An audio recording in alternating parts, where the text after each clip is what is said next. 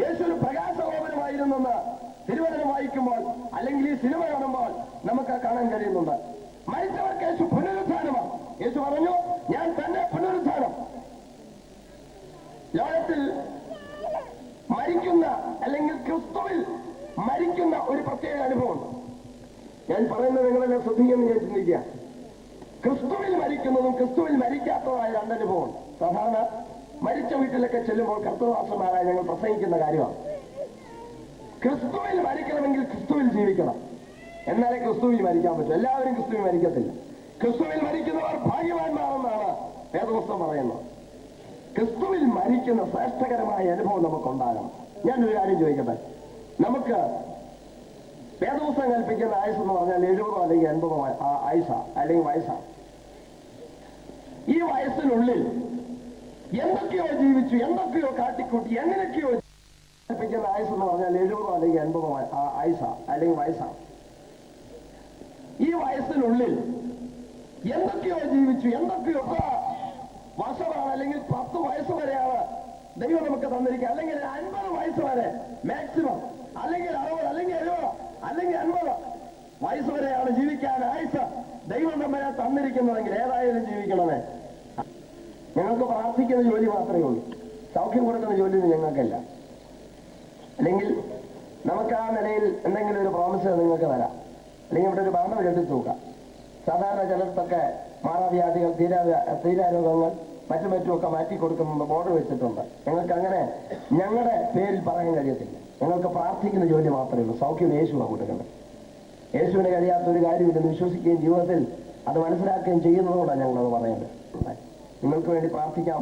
ഒന്നെങ്കിൽ ഈ മീറ്റിംഗിൽ വെച്ച് നിങ്ങൾക്ക് വേണ്ടി ഞങ്ങൾ പ്രാർത്ഥിക്കാം. അതല്ലെങ്കിൽ ഇവിടെ ശുശ്രൂഷിക്കുന്ന കർത്തൃദാസനുണ്ട്, അദ്ദേഹത്തെ നിങ്ങൾ കാണുകയും അദ്ദേഹത്തോട് ആ വിഷയം പറയുകയും ചെയ്യുമ്പോൾ നിശ്ചയമായി നിങ്ങളുടെ ഭവനങ്ങളിൽ വന്ന് പ്രിയപ്പെട്ടവർ പ്രാർത്ഥിക്കുന്നതാണ്. നിശ്ചയമായി കർത്താവ് നിങ്ങൾക്ക് പൂർണ്ണമായ സൗഖ്യം തരുമെന്ന് ഞാൻ പ്രതീക്ഷിക്കുകയാണ്. Praise the Lord. അവൻ രോഗികൾക്ക് പ്രഗത്ഭനായ ഡോക്ടറാണ്. ഡോക്ടർക്ക് ഒരു വ്യത്യാസം ഉണ്ടാവും, അതാണ് ഞാൻ പറഞ്ഞു വന്നത്. അത്ര ശ്രേഷ്ഠകരമായ ഒരു യേശുവിനെ ഞാൻ പ്രസംഗിക്കുന്നത്. Price the Lord. വ്യക്തിപരമായ ഒരു അറിവ്, ആരോ പറഞ്ഞു കേട്ടിട്ടുള്ള ഒരു അറിവല്ല. 34-ാം സങ്കീർത്തനത്തിൽ നാം ഇങ്ങനെ കാണുന്നത്, യഹോവ നല്ലവനെന്ന് രുചിച്ചറിയുവൻ, അവനെ ശരണം പ്രാപിക്കുന്ന പുരുഷൻ ഭാഗ്യവാൻ. അങ്ങനെ നമ്മൾ കാണുന്നത്. ഇന്ന് ആയിരിക്കുന്നതെങ്കിൽ ഞാൻ പറയട്ടെ, ഒരു നല്ല കുടുംബജീവിതം സ്വപ്നം കണ്ടുകൊണ്ട് പോകുന്ന എന്റെ മാന്യ സ്നേഹിത, നിങ്ങൾ സ്വയം നിങ്ങളെ തന്നെ വഞ്ചിക്കുകയാണ്.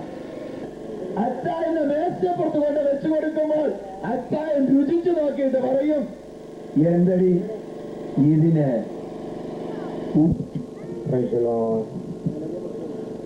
പ്രാർത്ഥനയ്ക്കായി ആഗ്രഹിക്കുന്നവർ കരങ്ങളെ ഉയർത്താം. രാത്രി ഞങ്ങൾ നിങ്ങൾക്ക് വേണ്ടി പ്രാർത്ഥിക്കുന്നു. ഏത് വിഷയമായിരുന്നാലും കർത്താവ് നിങ്ങൾക്ക് സൗഖ്യം തരുവാൻ മതിയാകാം. ഉയർത്തപ്പെട്ട കരങ്ങൾക്കായി ദൈവത്തെ സ്തുതിക്കുന്നു. ഇനി ആരെങ്കിലും ഉണ്ടോ? രാത്രി കരങ്ങളെ ഉയർത്താം. ഉയർത്തപ്പെട്ട കരങ്ങൾക്കായി ദൈവത്തെ സ്തുതിക്കുന്നു. ഇന്ന് രാത്രിയിൽ വീണ്ടും കരങ്ങളെ ഉയർത്തുന്നവരെയാകട്ടെ.